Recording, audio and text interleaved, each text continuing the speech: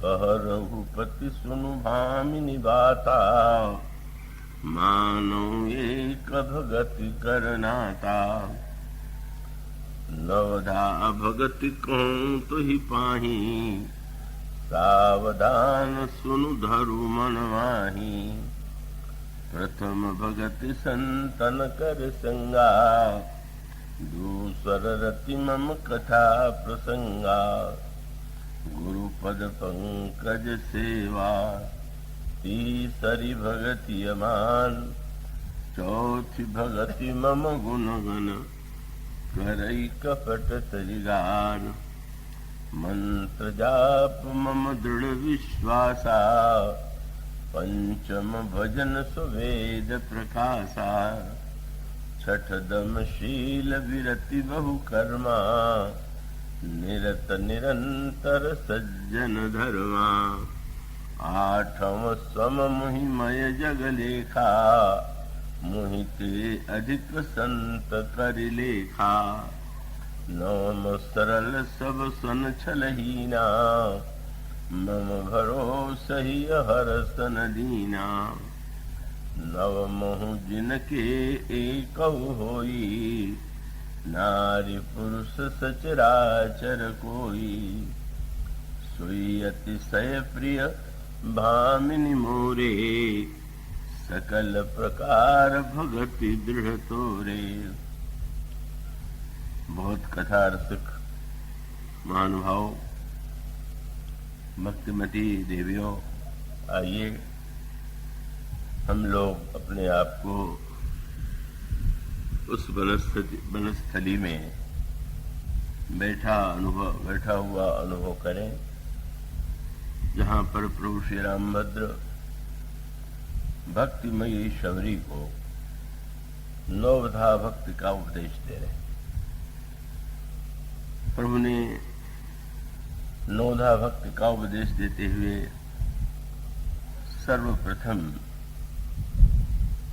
सत्संग को ही वह स्थान दिया। वैसे नवधा भक्ति के दो रूपों का वर्णन मानस में भी है और अन्य ग्रंथों में भी है। एक श्लोक प्रसिद्ध है जिसमें नवधा भक्ति को इस रूप में रखा गया है, श्रवणम कीर्तनम विष्णु स्मरणम पाद सेवनम अर्चनम वंदनम दास्य सख्यमात्म निवेदनम। इस तरह से नवधा भक्ति का निरूपण किया गया है। और भगवान राम ने भी जब लक्ष्मण जी को नवधा भक्ति का उपदेश दिया, तो यही जो 9 प्रकार की भक्ति हैं, जिसमें सर्वप्रथम श्रवण को स्थान दिया गया।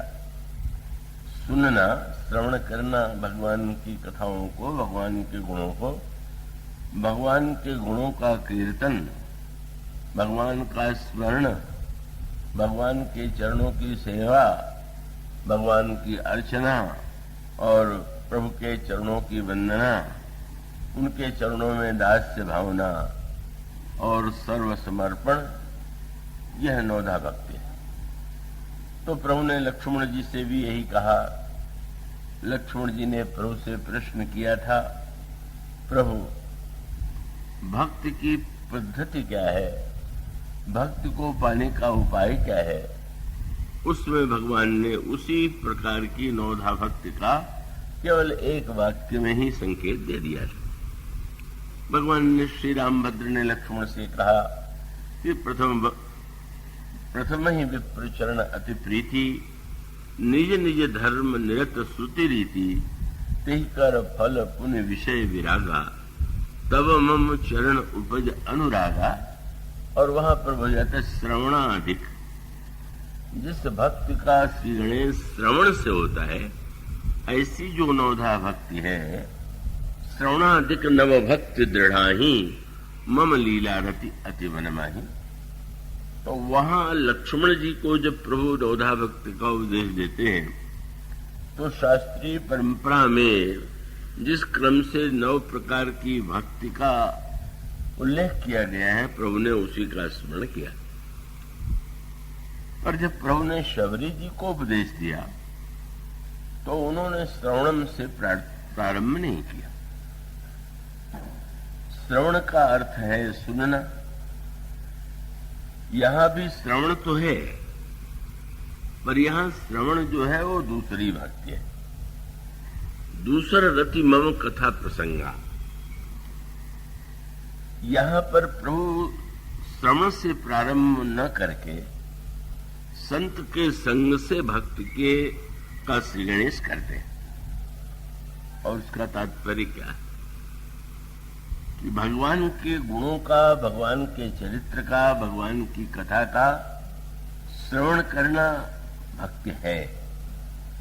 किंतु क्या जितने लोग भगवान की कथा सुनते हैं, भगवान के चरित्र और गुणों का गायन करते हैं, श्रवण करते हैं, क्या सब उनके जीवन में वस्तुतः भक्ति की अनुभूति, भक्ति का उद्रेक दिखाई देता है क्या? और स्पष्ट है कि ऐसा तो नहीं है। कथा के श्रोता तो बहुत बड़ी संख्या में एकत्र होते हैं, तो वस्तुतः श्रवण के पहले प्रभु ने शबरी जी के समक्ष जो भक्ति का निरूपण किया वो और भी महत्व का और सांकेतिक है। और इसका अर्थ ये है कि भगवान की कथा किसके माध्यम से, का दोनों ही बड़े महत्व का प्रश्न है। सुनाने वाला कौन है और सुनने वाला कौन है। और इसका अभिप्राय यह है, रामचरितमानस में इस बात पर बार बार बल दिया गया और उसको आप व्यवहार में भी उसी का अनुभव कर सकते हैं। एक रोगी को दवा देने वाला वैद्य या दवा देने वाला डॉक्टर, दोनों ही तो सर्वथा उसके उपयुक्त होना चाहिए।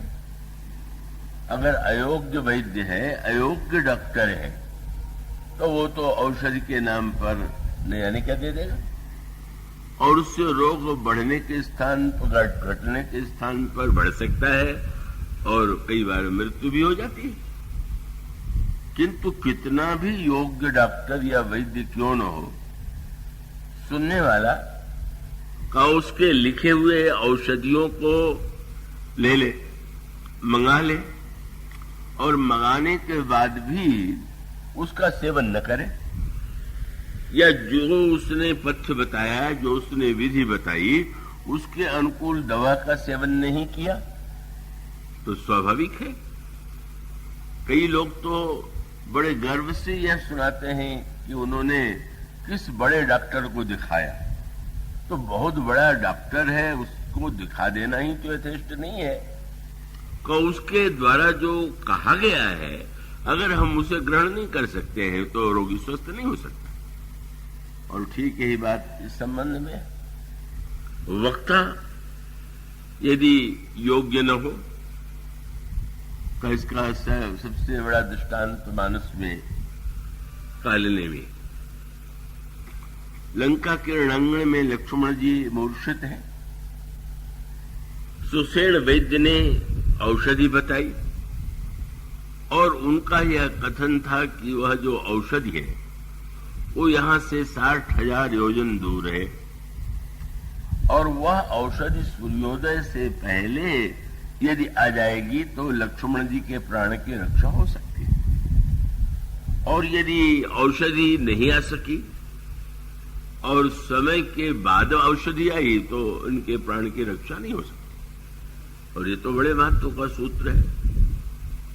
वैद्य और औषधि के साथ साथ समय का भी तो महत्व है।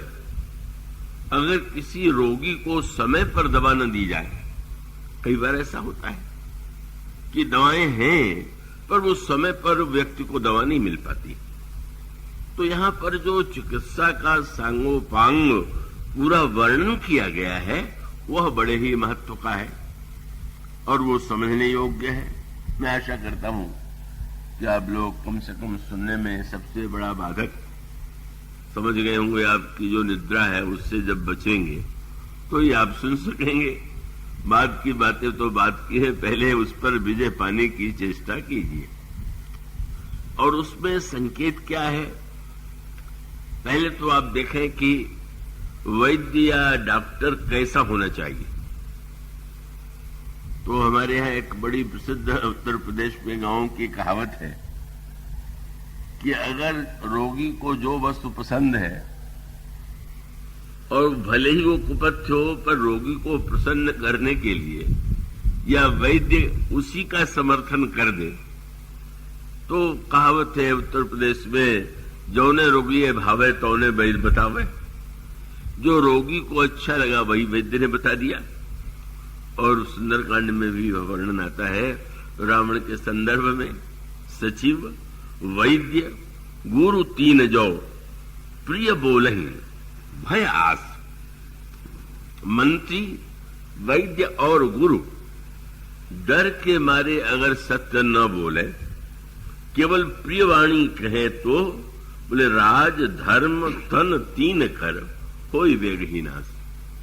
मंत्री अगर भय के मारे केवल राजा के समक्ष उसकी हाँ में समर्थन कर दे तो राज्य नष्ट हो जाएगा। गुरु अगर का शिष्य से भयभीत हो जाए, ऐसे भी शिष्य होते हैं जिनसे गुरु लोग डरते हैं। उसका सबसे बड़ा दृष्टांत तो रामायण में रावण ही है।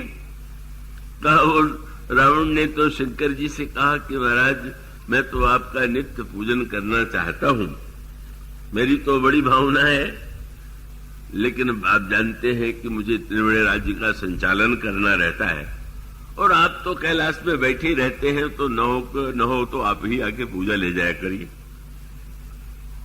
अब जब कोई ऐसा शिष्य मिल जाए तो वे ब्रह्मा से कहा कि वेदों के प्रति तो मेरी बड़ी आस्था है, पर आप अन्यत्र वेद पाठ न करके अगर मेरी सभा में आकर के वेद पाठ करें तो कैसा रहेगा।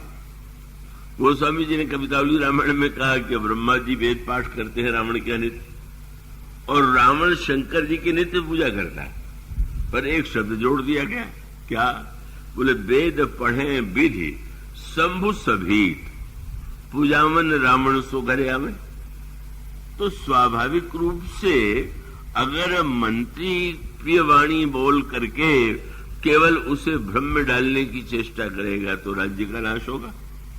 अगर वैद्य रोगी को जो प्रिय लगे वही बता देगा तो उसके शरीर का नाश हो जाएगा। और गुरु अगर भय के मारे धर्म की सच्ची व्याख्या न करे तो व्यक्ति के धर्म का विनाश हो जाएगा। सचिव वैद्य गुरु तीन जो प्रिय बोलहि भय आस, राज धर्म तन तीन कह कोई वेग ही नाश।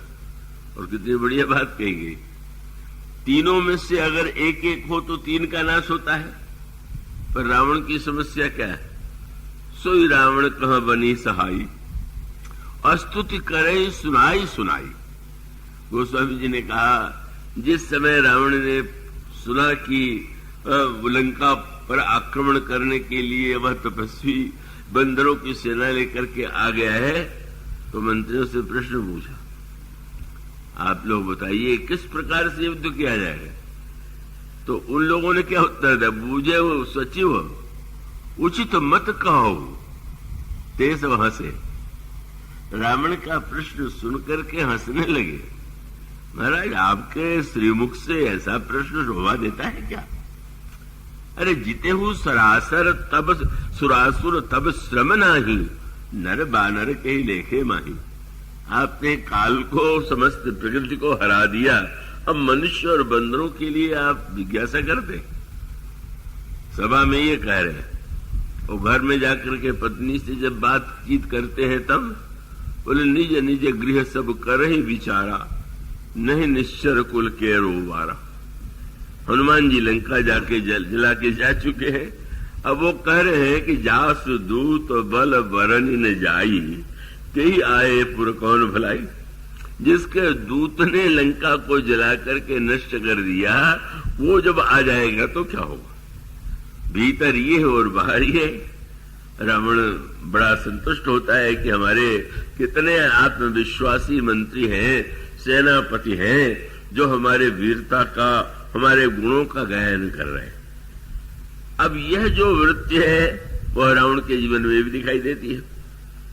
और जो गुरु के संबंध की बात है तो शंकर जी को तो भला रावण क्या डरा सकता है, किंतु आप ध्यान रखिएगा कि शिष्य से अगर गुरु डरे या डरने का अभिनय करे तो शिष्य के लिए तो इससे बढ़कर के कोई दुर्भाग्य नहीं हो सकता। और उसका शंकर जी रावण के कहने से जब पुजाने चले आते हैं तो लगा तो यही कि डर के मारे चले आते हैं, पर उसका अभिप्राय यह है कि शंकर जी यह बताना चाहते हैं कि अगर कोई व्यक्ति ऐसी चेष्टा करे कि जो उद्देश्य होना चाहिए कि भाई गुरु के द्वारा हम, जैसे जब आप यहां पर इस संदर्भ में भी सूत्र वही, जब लक्ष्मण जी को शक्ति लगी तो भगवान श्री राम के सामने यह प्रश्न था कि लक्ष्मण जी को दवा देने के लिए, लक्ष्मण जी को औषधि देने के लिए, उनके रोग का निदान करने के लिए वैद्य को कहां से बुलाया जाए। और कितना लक्षण सूत्र है।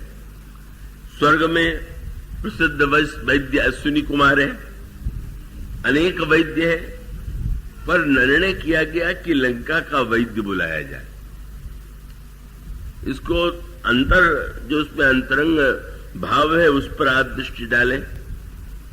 लंका का वैद्य, शत्रु नगर का वैद्य, और उसका उत्तर यही है। भगवान श्री राम ने तो यही कहा कि महाराज आप चलते समय मंत्रिमंडल बनाइए तो युद्ध मंत्री नियुक्त कर दीजिए प्रधानमंत्री, तो आपने सुग्रीव को बना दिया है। और जब युद्ध में घायल होंगे बंदर तो उनकी चिकित्सा के लिए कोई वैद्य साथ ले लीजिए। और महाराज गुरु की कृपा, गुरु का आशीर्वाद भी तो प्राप्त होना ही चाहिए। तो प्रभु ने कहा कि इन तीनों को ले जाने की कोई आवश्यकता नहीं। क्यों? बोले ये तीनों रावण के पास सर्वश्रेष्ठ है। रावण उनका उपयोग तो करेगा नहीं, मैं ही उपयोग कर लूंगा।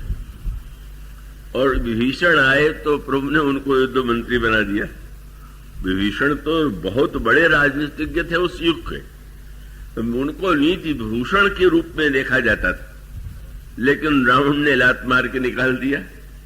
और ये कह करके निकाल दिया कि ममपुर बस तपसे न पर प्रीति सठ मिली जाए, ते नहीं कहो नीति, तेरी राजनीति बिल्कुल मैं नहीं सुनना चाहता। जा करके उन तपस्वियों को अपनी राजनीति सुना। तो प्रभु ने बना लिया युद्ध मंत्री विभीषण को। और शंकर जी रावण के गुरु हैं, तो गुरु से तो शिष्य को अपना संशय, अपनी जिज्ञासा उसके सामने रखनी चाहिए। गुरु से हम अगर आशा रखें कि वो हमारी प्रशंसा करता रहे, हमारे गुणों को देखता रहे, तो उसके द्वारा कभी कल्याण नहीं होगा। गुरु के समक्ष जाकर के तो हमारे मन में ये यही जिज्ञासा होनी चाहिए कि मुझ में क्या कमी है, क्या बुराई है, और वो कैसे दूर। और रावण ने कभी भी कोई प्रश्न आया तो भगवान शंकर से एक बार भी उसने नहीं पूछा कि उचित है कि नहीं। अगर उसके मन में यह संशय हुआ कि राम मनुष्य है तो ईश्वर है, तो गुरु का इससे बढ़कर के उपयोग क्या होगा? क्यों जाकर के कहता है कि मेरे मन में ऐसा संदेह है, तो भगवान शंकर बता देते कि तो साक्षात ईश्वर है। पर वो मानता यही है कि अब गुरुजी को मैंने गुरुजी बना लिया है, ये तो मेरी कृपा है। कई लोग जो है जब प्रणाम करते हैं तो ये नहीं समझते कि जिसको मैं प्रणाम कर रहा हूं प्रणाम करने योग्य, यही समझते हैं कि ये तो मेरी नम्रता है, ये मेरी विशेषता है कि मैं प्रणाम करता हूं। तो रावण यही सोचता है कि अब गुरुजी तो गुरुजी हैं, पर कहां उनके 5 सिर, कहां मेरे 10 सिर, उनसे दूनी बुद्धि तो मुझ में है ही है, उनसे क्या पूछूं। तो अब रावण जैसा शिष्य तो अपने लिए कल्याण ही कर रहा है। और इसी प्रकार से वैद्य की चर्चा चल रही। बड़ा सोचिए, लंका में सुखेण जैसा वैद्य, पर कहीं भी यह नहीं आता कि इस पूरे युद्ध में कभी किसी राक्षस को उसने अच्छा किया हो। कैसी अद्भुत बात। ऐसा नहीं हुआ मेघनाथ अगर मूर्छित हो गया तो सुखदेव वैद्य ने कोई दवा नहीं दिया, या अन्य किसी प्रसंग में वर्णन नहीं आया। क्यों? सुखदेव वैद्य लंका में रहते थे पर चुप रहते थे। क्यों रहते थे? अब आप कल्पना कीजिए कि सुखदेव वैद्य ने जब यह कहा कि 60,000 योजन दूर है दवा और वो सूर्योदय से पहले आना चाहिए, नहीं तो लक्ष्मण के प्राण चले जाएंगे। श्री राम के स्थान पर आप रावण की कल्पना कीजिए। रावण पहले वैद्य जी की पिटाई करता कि दवा पहले से मंगा कर रखी जाती है कि ठीक समय पर मांगने के लिए करो, तुम किसी कार्य के लिए वैद्य बनाए गए हो।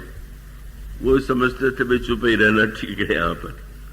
तो इसका अभिप्राय है कि गोस्वामी जी ने कहा 3 में से एक भी आ जाए तो विनाश होता है। रावण के जीवन में भगवान राम ने तो शंकर जी को पूजा, उनकी पूजा करके लंका पर अभियान किया और सुखेण वैद्य को बुलाया। क्यों बुलाया? इसका आध्यात्मिक तात्पर्य यह है का वस्तुतः वैद्य का कार्य क्या है।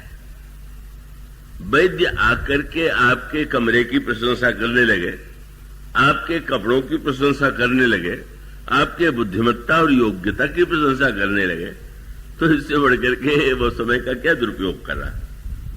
वह तो जब इसलिए आयुर्वेद में त्रिदोष शब्द का प्रयोग किया गया है। तो जो वैद्य होगा वो तो दोषज्ञ होगा और उसका कार्य रोगी की कमी को बताना है, रोगी की विशेषता नहीं। रोगी की रुचि का ध्यान नहीं रखना है, उसको रोगी के लिए जो उचित औषधि है वह देना है। वस्तुतः मानो आध्यात्मिक तात्पर्य यह था कि भगवान ने ये कहा कि भाई लंका में दोष दर्शन का बहुत स्वभाव और वो शत्रुनगर का वैद्य है और इतना होते हुए उससे हमें चिंतित नहीं होना चाहिए। और ये साधक के संदर्भ में अपनी प्रशंसा सबको प्रिय लगती है और कई लोगों को तो प्रशंसा की ऐसी भूख होती है कि सुरसा की तरह उनका मुंह फैला जाता है। उनको तो हर क्षण प्रशंसा ही चाहिए। तो ऐसी स्थिति में का यह जो संकेत है मानो यह है कि आध्यात्मिक साधना की दृष्टि से अगर हम चाहते हैं, लक्ष्मण मूर्तिमान वैराग्य हैं, उमाशंकर जी विस्तार से व्याख्या संभवतः करेंगे या जिस प्रसंग के दृष्टांत में कह रहे हैं वो शायद वो न पूरी बात कहें क्योंकि वो सुतीक्ष्ण जी का चरित्र कह रहे हैं। उसमें सूत्र यही है कि वैराग्य मूर्छित हो गया, काम का आक्रमण हुआ और वैराग्य मूर्छित हो गया। और वैराग्य को चैतन्य करने के लिए वैद्य बुलाया गया है। तो वैराग्य उत्पन्न दोष से होता है, गुण से नहीं होता। अगर किसी व्यक्ति में आपको गुण दिखाई दे, कहीं विशेषता दिखाई देगा तो उससे राग होगा, उससे वैराग्य नहीं होगा। इसलिए वैराग्य के लिए तो दोष दर्शन, इसलिए सुखेण जैसा वैद्य बुलाया गया। लंका का रहने वाला वैद्य है। रावण कभी उसका उपयोग करता नहीं, पर वो सचमुच ऐसा वैद्य है। पर वो वैद्य आवे कैसे? तो अब हनुमान जी महाराज का तो क्या कहना है, वैद्य जी सो रहे हैं तो उनको घर सहित ले आए कि औषधालय भी साथ में चले, वैद्य भी चले, जो दवा देनी हो दे दें। वैद्य चैतन्य हुए, वैद्य भी बड़े महान। उनकी महानता क्या है कि रावण के नगर में होते हुए भी जब वो वैद्य के रूप में वो बोले तब उन्होंने ये ध्यान नहीं दिया कि मैं किसकी चिकित्सा कर रहा हूं। उसका अभिप्राय है कि जैसे का एक अच्छा व्यक्ति अगर घायल हो जाए और वो हॉस्पिटल में जाए, डॉक्टर के पास जाए, और एक बुरा व्यक्ति घायल होकर के अगर हॉस्पिटल में जाए तो योग्य डॉक्टर तो दोनों की चिकित्सा इस रूप में करेगा कि उसके सामने घायल है, वो अच्छा है कि बुरा है, किस तरह का व्यक्ति है वो उसकी भूमिका नहीं।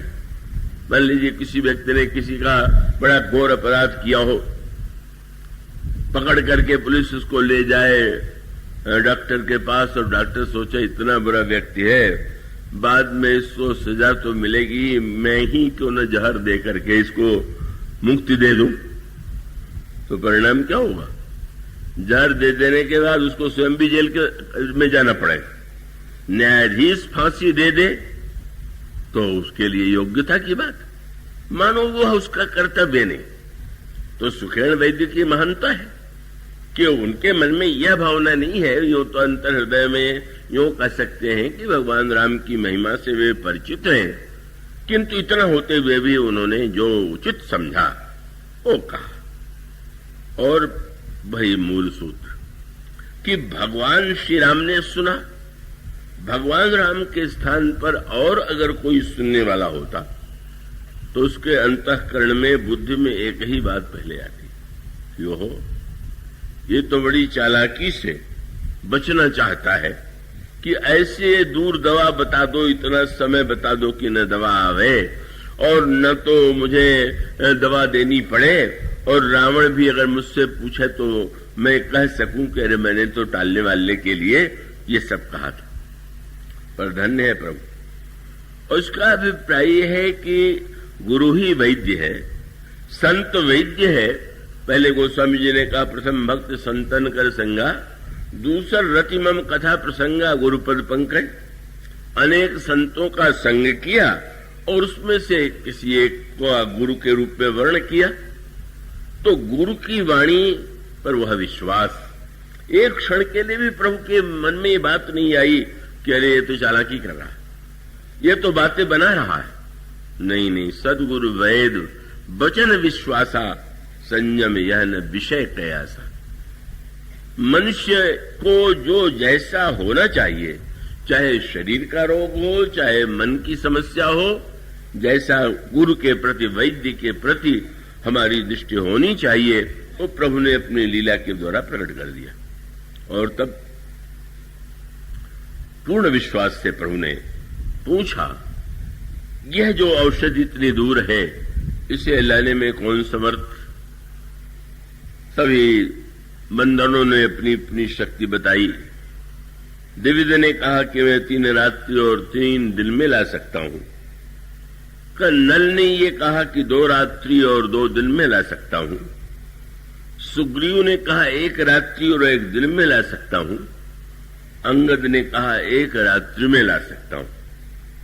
लेकिन रात्रि के भी कुछ घंटे बीत गए थे, तब प्रभु की दृष्टि हनुमान जी की ओर गई, और तब हनुमान जी की ओर प्रभु ने देखा। हनुमान जी ने प्रणाम करके जाने की आज्ञा मांगी। जब प्रभु ने उनसे पूछा कि तुम औषधि कितने देर में लेकर के आओगे, तो हनुमान जी ने, हनुमान नाटक में दृष्टांत दिया गया है कि उन्होंने कहा खौलते हुए तेल के कड़ाह में सरसों डाल दी जाए और जितने देर में वो फूटेगी उतने देर में आ जाऊंगा। वाल्मीकि जी तो कहते हैं हनुमान जी के वेग के लिए, हनुमान जी की गति कितनी है बोले, ये कवितालु रामायण गोस्वामी जी ने कहा, मारुत नंदन मारुत को, मृग को खगराज को वेग, मन को खगराज को वेग ले जायो। गरुड़ की गति भी हनुमान जी के सामने कुछ नहीं, वायु की गति भी नहीं, मन की गति के समान मनोजवम मारुतुल्य वेगम, जितेन्द्रियम बुद्धिमताम वरिष्ठम, वथात्मजम बाननजोथ मुख्यम, श्री रामदूतम शरणम प्रपद्ये। मन के समान जिनकी गति है। अब मन के समान तो गतिशील कुछ ही नहीं। हनुमान जी को आदेश मिला, हनुमान जी औषधि लेने के लिए गए, किंतु इस यात्रा में 2 अनोखे विरोधाभास सामने आए। एक संत हनुमान जी और दूसरे संत भरत। तो जब हनुमान जी औषधि लेने के लिए चले तो मार्ग में जाते हुए उन्होंने देखा कि बड़ा सुंदर सरोवर है और आश्रम वहां पर है, और एक महात्मा जी बैठे हुए। हनुमान जी को लगा कि ये तो कोई बड़े अच्छे महात्मा है, बड़े समय पर मिल गए। इस यात्रा की विशेषता यह है कि हनुमान जी को भी भ्रम हुआ और भरत जी को भी भ्रम हुआ, और उल्टा हुआ। हनुमान जी ने असंत को संत समझ लिया और भरत जी ने संत को असंत समझ लिया। ये एक अनोखी बात। हनुमान जी को भरत जी ने निशाचर समझ लिया और निशाचर को हनुमान जी ने संत मान लिया। और तब मारुत सुत देखा शुभ आश्रम, मुनि बूझ जल पियऊं जाई श्रम। हनुमान जी थोड़ा थक गए। पहली यात्रा में हनुमान जी को मैनाक पर्वत ने निमंत्रण दिया था, किंतु हनुमान जी ने मैनाक से यही कहा था, हनुमान तहि परसा कर पुन कीन प्रणाम, राम काज कीन्हे बिना मोहि कहां विश्राम। पर आज स्वयं हनुमान जी के मन में विश्राम की इच्छा आई। और फिर वही सूत्र जो कल जिसकी चर्चा की गई थी कि संत के जीवन में भ्रम भी उत्पन्न होगा तो कल्याण ही होगा। ये भ्रम, उसका अभिप्राय जो हनुमान जी के जीवन में नहीं हुआ गया। मुनि बूझी जल पियऊं जाई श्रम, मैं अपनी थकान मिटाऊंगा, प्यास मिटाऊंगा, मुनि जी से पूछूं। मुनि जी को प्रणाम किया और प्रणाम किया तो कथा सुनाने लगा। वही मानो श्रवणम के साथ साथ प्रथम भक्ति संतन कर संगा। इसका अभिप्राय यह है कि कालने में ने हनुमान जी से कहा कि आप पहले कथा सुनिए। हनुमान जी भला उनसे बढ़कर के कथा रसिक कौन हो सकता है, सुनाइए। और तब उसने कथा सुनाई। हो तो महारण रावण राम ही, लंका में भगवान राम और रावण का महान युद्ध हो रहा है और भविष्यवाणी भी कर दिया, जीती ही राम ने संशय याम ही, श्री राम अवश्य जीतेंगे, इसमें कोई संदेह नहीं। हनुमान जी प्रसन्न हैं, गदगद हैं, सुन रहे हैं, पर उसको अच्छा नहीं लगा। कई वक्ताओं को जो चिंता होती है, कालनेमी तो उसी काम के लिए आया ही था। कालनेमी को तो रावण ने भेजा ही इसीलिए था कि वो हनुमान जी की शक्ति से रावण परिचित था, और परिचित था तो उसने जब सुना कि जा रहा है पवन नंदन दवा लेने जा रहे हैं, तो रावण कालनेमी गृह आवा। कालनेमी नाम का एक राक्षस था। कालनेमी का अर्थ आप जानते ही हैं, रावण पंडित था ना, तो नाम बहुत बढ़िया रखता था। नाम रखने की कला में तो अद्वितीय था। अपने वाटिका का नाम अशोक रख दिया, अपनी तलवार का नाम चंद्रहास रख दिया, और एक राक्षस का नाम कालनेमी रख दिया। कालनेमी माने कालचक्र। यह माना जाता है कि कालचक्र को कोई पलट नहीं सकता, पर उसने सेवक का नाम यह कह करके रखा कि संसार भले ही काल चक्र के बसीभूत हो, पर कालनेमी तो यह नौकर है, मेरा पैर दबाता, और दबाता है तो मैं काल से परे हूं। उसने हनुमान जी से कहा, कालनेमी से कहा, वो बड़ा गतिशील बंदर जा रहा है, जा करके उसका मार्ग रोको। महाराज, आपने देख लिया है उस बंदर की सामर्थ्य को, क्या संभव है मेरे लिए? तुम तो कालनेमी हो। उसने कहा, महाराज मैं तो नाम का कालनेमी हूं, असली काल है। वो जो है महाकाल शंकर का अवतार, मैं नाम का काल, वो महाकाल, काहे को आप भेज रहे हैं? उसने कहा, तो फिर मारो, उनसे डर रहे हो तो मैं मार देता हूं।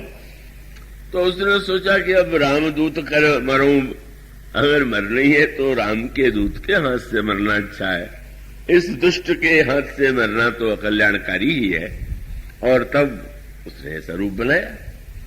उद्देश्य अब यहां पर देखेंगे, कथा का उद्देश्य क्या है, श्रोता कौन, वक्ता कौन, और कथा का उद्देश्य क्या है। अब उस उद्देश्य का तात्पर्य है कि अगर केवल वक्ता रामायण में आगे चल करके नवधा भक्ति में ही भगवान ने एक बात कह दिया, क्या, गुरुपद पंकज सेवा तीसरी भगति अमान, चौथी भक्ति मम गुण गण करई कपट तजिगान। भगवान कहते हैं मेरे गुणों का कपट छोड़ करके गायन करना भक्ति है। ये कपट छोड़ के गायन क्या होता है? गायन में क्या कपट होता है? बहुत बड़ी बात कह दी गई। आपने इसके अर्थ पर विचार किया? जब कोई व्यक्ति भगवान के गुण का गायन कर रहा है, मान लीजिए वह भगवान के गुणानुवाद गा रहा है, भगवान के सामने उनके गुणों का वर्णन कर रहा है, तो कपट क्या है? शब्द तो सुनाई दे रहा है कि पद में भगवान का गुण गा रहा है, और केवल श्रोताओं की ओर उसकी दृष्टि है कि इनको अच्छा लग रहा है कि नहीं लग रहा। इसका अर्थ है वो गुण गायन जो कर रहा है भगवान का, भगवान को मैं सुना रहा हूं, ये तो भाव ही नहीं उसके मन में। कि यही नारद जी के प्रसंग में ही बताया गया कि हमारी मनस्थिति कभी अच्छे से अच्छे व्यक्ति की ऐसी हो जाती है, गावत हरिगुण गान प्रवीणा। अभिमान में भरे हुए नारद जब क्षीर सागर में जा रहे थे तो भगवान का ही गुण गा रहे थे। अब अगर कोई व्यक्ति मौसम कौन कुटिल खल कामी, जो तन दियो ताय बिसरायो, ऐसो नमक हरामी, ये गा रहा हो और गाते हुए ये सुनना चाहे कि सब लोग कहें इनसे बढ़ के कौन गायक, ऐसा बड़ा संगीत कौन, संगीतज्ञ कौन, यही तो कपट है। उद्देश्य भगवान के गुणों का गायन न हो करके केवल भगवान की न याद आ रही है, न भगवान के गुणों की याद आ रही है, केवल अपने अहंकार की तृप्ति ही उद्देश्य, तो मानो कपट हो गया। अब कथा का उद्देश्य तो यही है कि व्यक्ति के जीवन में अगर ज्ञान हो तो ज्ञान आवे, मनुष्य के जीवन में भक्ति का अभाव हो तो भक्ति का उदय हो, मनुष्य के जीवन में अगर वैराग्य की कमी हो तो वैराग्य का उदय हो। श्रीमद् भागवत में भी तो यही कथा आती है ना, किस समय पाकर के ज्ञान, वैराग्य और भक्ति तीनों बूढ़े हो गए। श्रीमद् भागवत तो भक्ति देवी माता है और ज्ञान और वैराग्य दोनों उनके पुत्र हैं। समय पाकर के भक्ति देवी वृद्ध हो गई और उनके दोनों पुत्र वृद्ध हो गए, मानो ज्ञान, वैराग्य और भक्ति तीनों बूढ़े हो गए। और उसके लिए बहुत तीर्थ यात्रा की गई, बहुत उपाय किए गए, पर तीनों की वृद्धावस्था दूर नहीं हुई। श्रीमद् भागवत का संकेत क्या है? अंत में श्रीमद् भागवत की कथा सुनने से कहा भक्ति देवी तो वृंदावन में जाकर के युवा हो गई, क्योंकि वहां पर भक्ति का रस छाया हुआ था, पर ज्ञान और वैराग्य का वहां अभाव था, इसलिए युवा नहीं हुए। अंत में श्रीमद् भागवत की कथा के द्वारा ही ज्ञान, वैराग्य और भक्ति परिपूर्ण रूप से युवा हो गए। और इसका अर्थ है कथा का मूल उद्देश्य यही है कि मनुष्य के जीवन में ज्ञान, वैराग्य, भक्ति का उदय हो। अब यहां कथा का उद्देश्य क्या है कि इतनी देर तक कथा सुनाओ कि वैराग्य मर जाए, लक्ष्मण जी मर जाए, माने वैराग्य की मृत्यु हो जाए। भगवान राम अखंड ज्ञान है तो लक्ष्मण के वियोग में राम प्राण का परित्याग कर देंगे, सीता प्राण का परित्याग कर देंगी। मानो उद्देश्य बिल्कुल उल्टा है। अगर कोई व्यक्ति अहम के लिए प्रदर्शित कर रहा है तो कम बात है, लेकिन अगर उसका उद्देश्य ठीक उल्टा हो तो उल्टा उद्देश्य उसका था। हनुमान जी को कथा सुना रहा है, हनुमान जी कथा में ये तो कह नहीं सकते कि मुझे अब देर हो रही मैं जाऊंगा। तो नियम है कि भाई कथा में तो जब बैठ गए तो उसको अंत तक सुनना चाहिए। हनुमान जी सुन रहे हैं पर उद्देश्य यही है, इतना विलंब लगे कि हनुमान जी दवा लेकर के न आ सके। हनुमान जी ने सुना तो हनुमान जी तो ये सुन के ही प्रसन्न हो गए। वो जानते भी हैं कि जीत तो भगवान राम की है, पर इन्होंने कहा तो उसको तो बिल्कुल अच्छा नहीं लगा। कालनेमी को लगा मैंने इतना इतने ऊंची सर्वज्ञता का परिचय दिया, इस बंदर ने एक बार भी नहीं पूछा कि आपको कैसे पता गया। और इसका तत्व ये कि साधना में सर्वज्ञता बाधक है। अगर साधक को सब कुछ पहले से ज्ञात हो जाए तो न व्याकुलता रह जाएगी, न व्यग्रता रह जाएगी, न उत्कंठा रह जाएगी, न साधना के प्रति उत्साह रह जाएगा। इसलिए हनुमान जी के चरित्र में सर्वत्र एक आपको यही लगेगा कि हनुमान जी ऐसा कुछ है, जब लंका में सीता जी को हनुमान जी नहीं ढूंढ पाते तो इसका अर्थ है कि उनकी सर्वज्ञता नहीं बताएगी। अब वो कह रहा है कि अब मुझसे दीक्षा ले लोगे तो मेरी तरह तुम भी सर्वज्ञ हो जाओगे। तुम बस जल्दी से स्नान करो और आकर के मुझसे दीक्षा ले लो, तुम्हें भी दिव्य दृष्टि मिल जाएगी। मानो कथा का कथाकार अगर केवल स्वार्थवश अपने अहंकार के तुष्टि के लिए ज्ञान, वैराग्य और भक्ति को विनष्ट करने वाली कथा कह रहा हो तो राम की कथा होते हुए भी वह कथा तो उसका तो उद्देश्य ही उल्टा हो गया। और इसीलिए हनुमान जी महाराज तो सहज भाव से, बहुत बढ़िया बात आई, हनुमान जी ने कहा महाराज प्यास लगी हुई। हनुमान जी अगर ये कहते कि महाराज आपने इतनी बढ़िया कथा सुनाई कि प्यास की याद ही नहीं रह गई, और कथा सुनाई। शंकर जी ने पार्वती जी से पूछा, आपने पूछा, मैंने कथा सुनाई, आपको तृप्ति तो हो गई? उन्होंने कहा महाराज नाथ तवानन सस्य श्रवत सुधा कथा कथा सुधा रघुवीर और श्रवण पुटन मन पान करी नहीं अघात मति धीर। इतना आनंद आता, पर उस रस में वस्तुतः उसकी कथा में वो रस ही नहीं था, और रस हो कहां से? आपने देखा होगा कथा में नित्य ध्यान की चर्चा चलती थी कल से, तो उसको जरा भिन्न क्रम दे दिया गया है। ध्यान का उद्देश्य क्या है? अगर वस्तुतः ध्यान करे, वैसे तो आप यही देखते हैं कि वक्ता ने आंख मूंद लिया, कोई श्लोक पढ़ रहा है या कोई ध्यान की बात कही गई, पर ध्यान का वस्तुतः उद्देश्य क्या है? और उसका अभिप्राय यह है कि जैसे शुद्ध घी में मैदे के द्वारा किसी ने बहुत बढ़िया जलेबी बनाई और ज्यों की त्यों परोस दे, तो कितना भी शुद्ध घी हो और कैसा भी वो हो, व्यक्ति को कोई आनंद नहीं आएगा। उसी को जब वो शीरे में डुबो देता है तो कितनी मिठास आ जाती है। शंकर जी जब पार्वती जी को कथा सुनाने लगे तो क्या शब्द है कि शंकर जी ने नेत्र मूंद करके ध्यान किया। ध्यान क्यों किया? बोले मगन ध्यान रस। ध्यान माने वह रस है जिन भगवान का चरित्र, भगवान का गुणानुवाद वक्ता कह रहा है, पहले उस रस में स्वयं डूब जाए।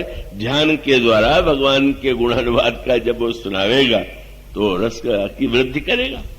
और अगर वो स्वयं नहीं डूबा हुआ है, रस का अभाव है, तो आनंद नहीं आ सकता है। तो ये तो शुद्ध कपटी स्वार्थी, यहां तो न शुद्ध घी था न शुद्ध मैदा था, यहां तो जो कुछ था वो नकली ही नकली था, अशुद्ध ही अशुद्ध था, मिठास थी नहीं। इसलिए हनुमान जी का बस ध्यान तो प्यास पर, महाराज प्यास लगा हुआ है, तो उसने तुरंत कमंडल उठा के दिया, लो सुन लो, पी लो और कथा सुनो। महाराज इतने कमंडल के जल से तो मेरी प्यास बुझेगी नहीं। निराश हुआ, अच्छा जाओ सरोवर में स्नान कर लो, जल पी लो, तब आओगे, तब तुम्हें मैं दीक्षा दूंगा। यह जो मानो संकेत यह है कि काल नेमी के रूप में जब व्यक्ति का ठीक ऐसी बात कहे कि उसको सुन करके व्यक्ति के जीवन में अहंकार, काम, क्रोध, लोभ की वृद्धि हो, स्वार्थ का समर्थन हो, तो वो कथा न रह करके अगर श्रवणम ही भक्ति मान लिया जाए तो उसका अर्थ है कि सुनाने वाला जो कुछ सुना दे रहा है, जिस भावना से सुना रहा है, वैसा भाव व्यक्ति के अंदर में बैठेगा। इसीलिए संकेत आता है। भ्रम तो प्रभु ने जानबूझ करके हनुमान जी के हृदय में आ जाने दिया था। क्यों?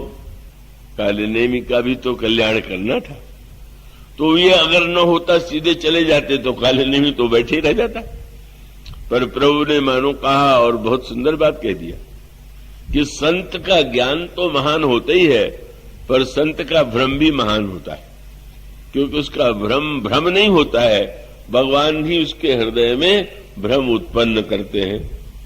भ्रम उत्पन्न करते हैं, यही प्रभु ने कर दिया। और भ्रम तो उत्पन्न हो गया। हनुमान जी सरोवर में गए, स्नान करने लगे और तब प्रभु ने बड़ा कौतुक किया। उस जल में एक थी मगर की पतली मगरी। उसने हनुमान जी के पैरों को पकड़ लिया। मगर जब पकड़ता है तो बहुधा पैर पकड़ता है और फिर जिसको पकड़ता है उसको निगल जाता है, ऐसा देखा जाता है। तो उसने जब पैर पकड़ा तो हनुमान जी ने जब प्रहार करने चले तो मकरी ने कहा, महाराज प्रणाम करने पर आशीर्वाद देना चाहिए कि मारना चाहिए? तो तुम जैसा प्रणाम करने वाला जो प्रणाम के बहाने खाने की चेष्टा करे उसको तो मारना ही पड़ेगा। तो महाराज जैसे मेरा प्रणाम नकली वैसे वो नकली गुरु है, आप ठीक ध्यान रखिएगा।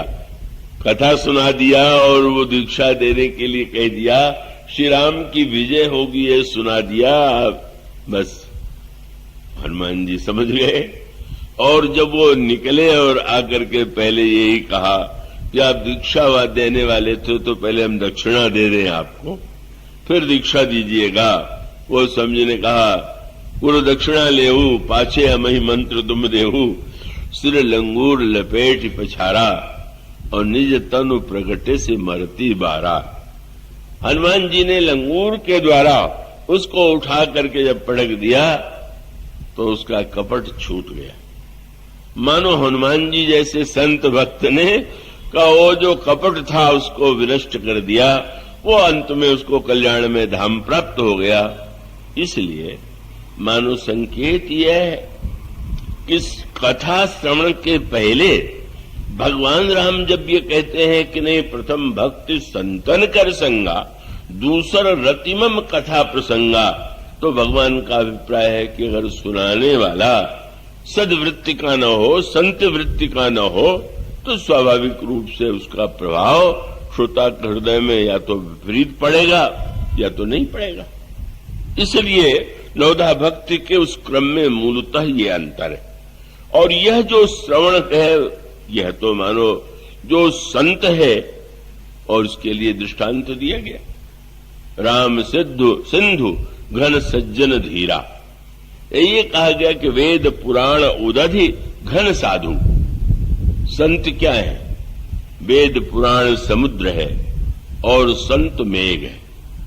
और इसका अर्थ है कि आप में से बहुत कम ऐसे लोग होंगे कि जिन्होंने समुद्र को देखा हो, पर बादल तो आप सबने देखा होगा।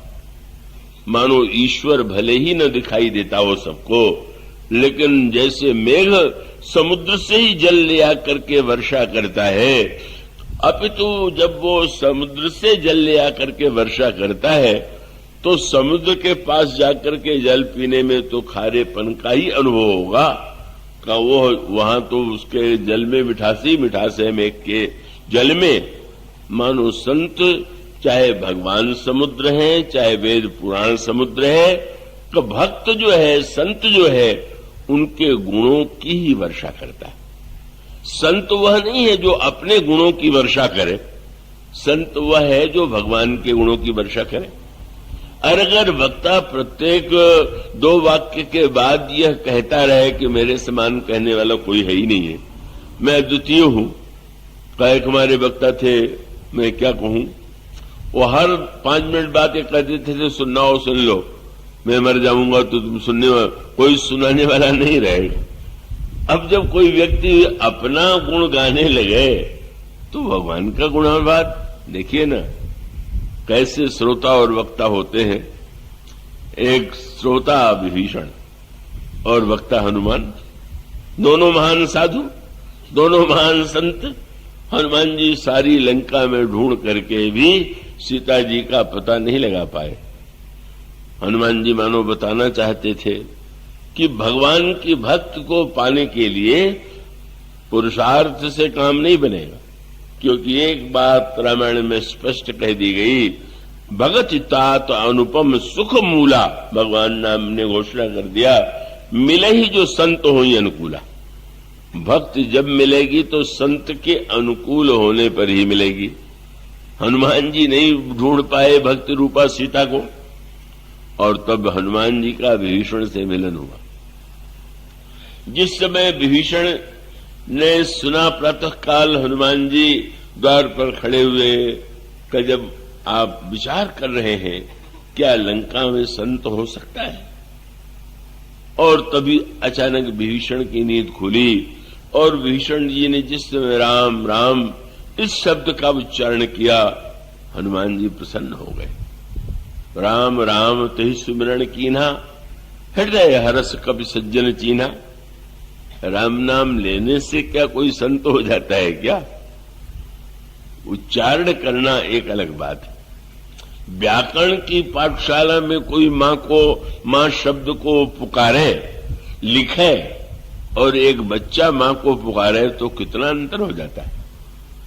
शब्द वही है मां, पर उस मां शब्द को व्याकरण का पंडित कहो तो विद्यार्थी से कहेगा तुमने शुद्ध उच्चारण नहीं किया, शुद्ध उच्चारण करना सीखो, शुद्ध लिखना सीखो। अब वो जो शुद्ध लिखेगा, शुद्ध उच्चारण करेगा तो ठीक है, परीक्षा के लिए आवश्यक है।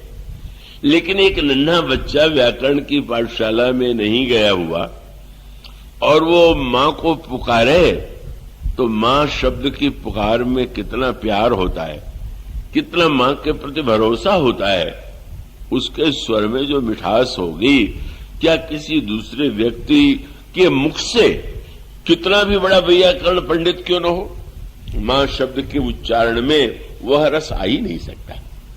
तो ये जो रस है, ये रस तो वस्तुतः शब्द में ही नहीं होता है। इसीलिए किसी ने गोस्वामी से कहा कि आपने संस्कृत विद्वान होते हुए भी ये गांव की भाषा में कथा क्यों लिख डाला? अगर आप संस्कृत में लिखते तो आपकी महिमा बढ़ती कि तुलसीदास जी बड़े भारी संस्कृत के विद्वान हैं। तो उन्होंने ये उत्तर दिया, अरे भाई, भाषा से भगवान को प्रसन्न किया जाएगा क्या? और तब उनका वो दो दोहावली रामायण में जो उन्होंने कहा का भाषा का संस्कृत, प्रेम चाहिए सांच। अरे काम जो आवे कामरी, तो काले करे कमाच। पश्मीने का दाम आजकल तो इतना अंधाधुंध है कि उसकी कल्पना भी लोगों के लिए कठिन है। 1 लाख रुपए का कोई पश्मीना ओढ़ने का हो सकता है, साधारण व्यक्ति तो बेचारा उसे बिल्कुल गप मानेगा, ऐसा होता है। पर गोस्वामी जी ने बड़ी मीठी बात कही, किसी को जाड़ा लग रहा हो और वो कहे कि नहीं हम तो जब ओढ़ेंगे तो पश्मीने ओढ़ेंगे, तो मूर्ख है। अरे काम जो आवे कामरी, अगर कंबल से आपका जाड़ा मिट सकता है तो पश्मीने के चक्कर में क्यों पड़ रहे हैं? भाषा माने भाषा एक माध्यम है, वस्तुतः तो मुख्यतः प्रेम की है, और वह प्रेम जहां पर है। इसीलिए गोस्वामी जी से किसी ने जब कहा कि राम नाम की बड़ी महिमा गाई गई, पर हमें तो उतना मिठास का अनुभव नहीं होता, तो गोस्वामी जी ने कहा कि भाई जरा इसमें चीनी मिला लो। चीनी कौन सा है? बोले राम नाम मोदक। राम नाम जो है वो तो बेसन का बना हुआ, घी का बना हुआ लड्डू है, लेकिन मिठास कब आवेगी? तो राम नाम मोदक स्नेह सुधा पागी है, तो पाई परितोष तू न द्वार द्वार बागी। जब प्रेम का मिठास तुम इस राम नाम के मोदक में लोगे तब तुम्हें तृप्त का अनुभव होगा। बड़ी प्रसिद्ध बात कही जाती है, गोस्वामी जी और सूरदास जी का जब पहला मिलन हुआ तो बड़ा अनोखा था। गोस्वामी जी वृंदावन की यात्रा में गए हुए थे, सूरदास जी महाराज के विषय में सुना तो पहुंच गए, और जाते ही तुलसीदास जी ने उच्च स्वर में कहा, सूरदास जी महाराज जय सिया राम। सूरदास जी ने कहा आइए गोस्वामी तुलसीदास, कभी मिले ही नहीं थे। लोगों को आश्चर्य हुआ कि कभी देखा नहीं, कभी मिले नहीं, ये कैसे कह दिया कि आइए तुलसीदास जी? पूछ दिया किसी ने कि महाराज आपने ये कैसे जान लिया कि गोस्वामी तुलसीदास?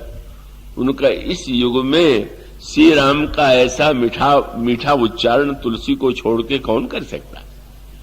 इतना प्यार का उस ब्रज में आकर के भी जिस रस से उन्होंने उच्चारण किया हुआ, तो मानो यह संकेत है, रस है।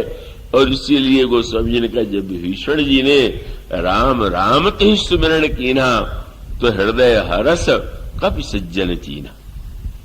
समझ गए? ऐसी मिठास, इतने प्यार से लंका में राम नाम का स्मरण करने वाला कोई संत ही होगा। और तब सोचने लगे इनसे परिचय करूं, अगर ये न करना चाहे।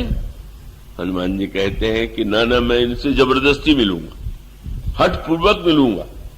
किसी से मिलिए हठ पूर्वक तो रुष्ट हो जाएगा। हनुमान जी ने कहा कि अगर रुष्ट भी हो जाए तो मैं मिलूंगा। क्यों? बोले यही सन हठ करी हूं पहचानी, साधुत्व होई न कार जहानी। संत का एक ही लक्षण है कि उससे कोई काम बिगड़ ही नहीं सकता। क्रोध में भी आवे तो भी नहीं बिगड़ेगा। किसी तरह से साधुत्व होई न कार जहानी, बस ये विश्वास।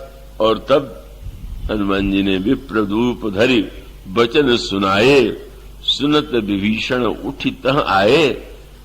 हनुमान जी ने उत्तर में जब राम नाम का फिर से उच्चारण किया, विभीषण जी आकर के देखते हैं द्वार पर ब्राह्मण देवता खड़े हैं। और तब देखते ही बड़ा सुंदर वाक्य आता है। उन्होंने कहा कि आप दो में से एक ही हो सकते हैं, और कि तुम राम दीन अनुरागी, आयहु कर्ण मोहि बड़भागी। या तो आप साक्षात भगवान राम, और कि तुम हरिदासन मह कोई। या तो आप हरि के दास है या भगवान है। बहुत बढ़िया बात कह दी गई, संत का लक्षण आ गया। क्या? कि देखिए हनुमान जी पवन के पुत्र हैं, और संत की तुलना मेघ से की, वायु से की गई। तो वायु का गुण क्या है? वायु का गुण है कि अगर कहीं पर पास में चंपा, जूही, चमेली, सुगंधित पुष्प लगा हुआ हो, आप उसके पास जाइए तो भी आपको सुगंध मिलेगी, और उसके पास न भी जाइए, हवा उधर से आवेगी तो आपके नाक में जो ही गंध आवेगी, आपको वायु का ध्यान नहीं आवेगा, आपको उस पुष्प का ध्यान आवेगा। चंपे का पुष्प है क्या? मानो संत वह है कि जिसके वाणी को सुनकर के भगवान की सुगंध का अनुभव, भगवान का सुगंध जहां पर, तो बस इसीलिए उन्होंने कहा या तो आप श्री राम स्वयं हैं या आप कोई राम के दास हैं, और आप मुझे सौभाग्यशाली बनाने के लिए आए हुए हैं। और उसके बाद कहा महाराज आप कृपा करके मुझे अपना परिचय दीजिए। और तब आया संत का लक्षण। हनुमान जी की कथा तो जितनी अलौकिक है, प्रभु की कथा में उतना न चमत्कार है न अलौकिकता है। जन्म के समय जिसने सूर्य को निगल लिया हो, जिसको आशीर्वाद मिला हुआ हो कि किसी भी देवता के अस्त्र का प्रयोग प्रहार हनुमान जी को मूर्छित नहीं करेगा, बड़ी विलक्षण कथा है। पर हनुमान जी ने क्या किया? अपनी चर्चा नहीं किया। संत माने वायु जैसे जहां से बह करके आती है उसी सुगंध को फैलाती है। इसी प्रकार से जब कोई संत आता है वह भगवान के निकट से आया हुआ है, और तब उसके वाणी से, हनुमान जी से भी उन्होंने कहा अपनी कथा सुनाइए। राम कथा में व्यक्ति अपनी कथा सुनाने लगे, और यहां जब पूछ रहा है सामने वाला अपनी कथा सुनाइए, तब हनुमंत कही सब राम कथा। उन्होंने कहा मेरी कौन सी कथा? बंदर की क्या कथा होती है? को हम जीवन भर सुनाते रहे, एक दाल से दूसरी, दूसरी से तीसरी, तीसरी से चौथी, बंदर की और क्या कथा? तब गदगद हो गए। महाराज अच्छा आपने कथा प्रभु की सुनाई, पर अपना नाम तो कम से कम बता दीजिए। हाँ नाम बताता हूं। क्या बोले? तब हनुमंत कही सब राम कथा, निज नाम, मेरा नाम विभीषण है। प्रसन्न हो गए, धन्य हो गया, कथा आपने सुनाई, आपका नाम जान लिया। पर हनुमान जी ने कहा नाम तो सुन लिया, नाम की महिमा भी सुन लो। क्या? बोले प्रात ले जो नाम हमारा, तेही दिन ताही न मिले आहारा। सवेरे सवेरे जो मेरा नाम ले ले उसको दिन भर भोजन न मिले। आप डरिएगा नहीं, हनुमान जी का नाम लीजिए आनंद से, वो बढ़िया भोजन ही मिलेगा।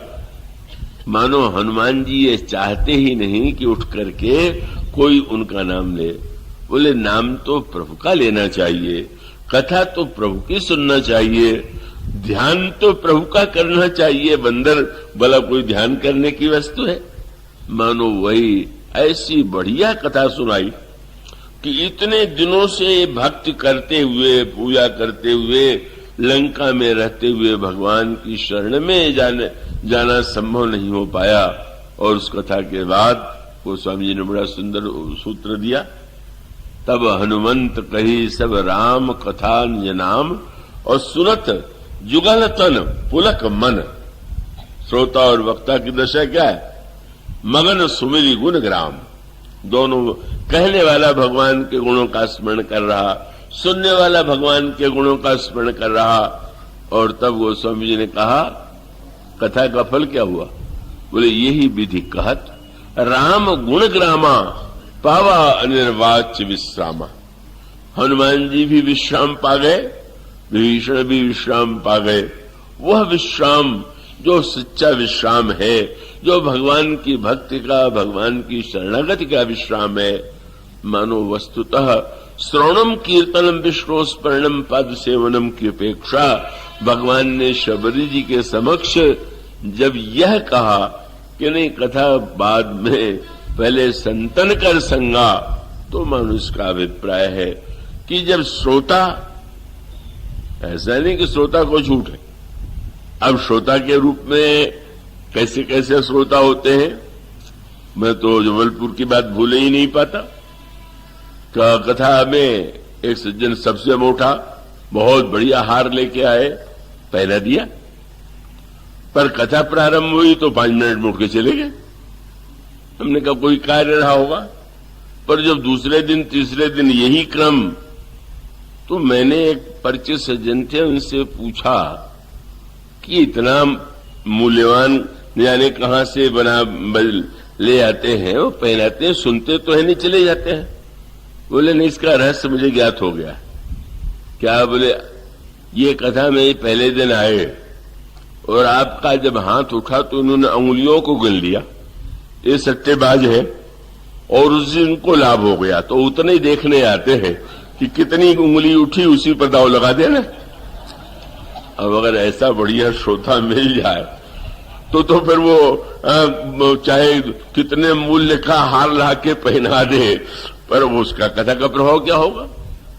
अथवा स्वयं प्रभु ने जैसे शबरी जी को सुनाया और श्याम सुंदर श्री कृष्ण ने अर्जुन को सुनाया, और जब सुनाया तो 3 श्रोता।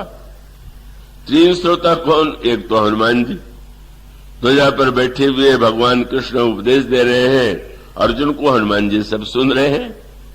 दूसरा श्रोता अर्जुन।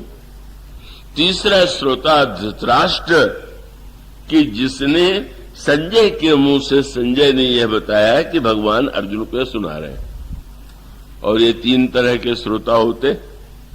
हनुमान जी के समान श्रोता माने जो भगवान कृष्ण ने उपदेश दिया, उस उपदेश को जीवन में पहले ही जिसने उतार लिया है, ऐसे श्रोता हनुमान जी हैं। सुन के उतारना नहीं है, सब कुछ उनके जीवन में है। और दूसरा सुग्रीव अर्जुन है, ऐसा श्रोता की सुन करके उतारना है। और तीसरा धृतराष्ट्र जैसा श्रोता कि कुछ भी सुने पर सुनने के बाद भी कोई अंतर नहीं आने वाला है। अंत में तो कथा सुनते सुनते जब अर्जुन ने ये कहा कि मैं युद्ध नहीं करूंगा तो बड़ा प्रसन्न हुआ। बोले ये मेरा भतीजा बहुत बड़ा वैराग्यवान है, देखो इसके मन में कोई लोभ नहीं। पर भगवान कृष्ण ने कहा कि नहीं तुम्हें युद्ध करना है तो बड़ा बुरा लगा। बोले अच्छा ये भगवान कहा जाता है, झगड़ा लगा रहा है, भाई से भाई को लड़ा रहा है। मानो धृतराष्ट्र के समान जब कोई व्यक्ति न देखना चाहे न सुनना चाहे, सुन करके मनमाना अर्थ ले, तो वही इसलिए श्रोता वक्ता ज्ञान निधि कथा राम कह गुण, श्रोता सुमति सुशील चे सुचि कथा रसिका हरिदास। इसलिए भगवान राम शबरी जी से कहते हैं, मेरी नवोधा भक्ति का प्रारंभ मानो सत्संग वृक्ष है और भक्त का अन्य अंग जो है उसकी शाखा है, उसका फल है। इसी चर्चा बाद में आ जाता है। बोलिए श्याम।